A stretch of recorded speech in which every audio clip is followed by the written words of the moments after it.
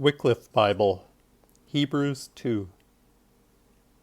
Therefore more plenteously it behoveth us to keep those things that we have heard, lest peradventure we fleeten away. For if the ilk word that was said by angels was made sad, and each breaking of the law and unobedience took just retribution of meed, how shall we escape if we despise so great an health, which, when it had taken beginning to be told out by the Lord, of them that heard is confirmed into us?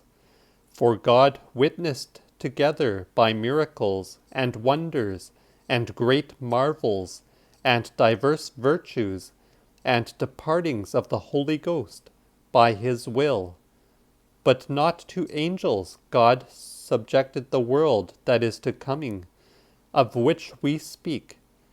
But some man witnessed in a place, and said, What thing is man, that thou art mindful of him, or man's son, for thou visitest him?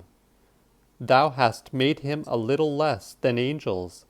Thou hast crowned him with glory and honor, and thou hast ordained him on the works of thine hands. Thou hast made all things subject under his feet. And in that he subjected all things to him, he left nothing unsubject to him. But now we see not yet all things subject to him, but we see him that was made a little less than angels, Jesus, for the passion of death, crowned with glory and honor, that he, through grace of God, should taste death for all men. For it beseemed him, for whom all things, and by whom all things were made, which had brought many sons into glory, and was author of the health of them, that he had an end by passion. For he that halloweth, and they that be hallowed, be all of one. For which cause he is not ashamed, or not shamed to call them brethren, saying, I shall tell thy name to my brethren. In the middle of the church I shall harry thee. And eftsoon I shall be trusting into him.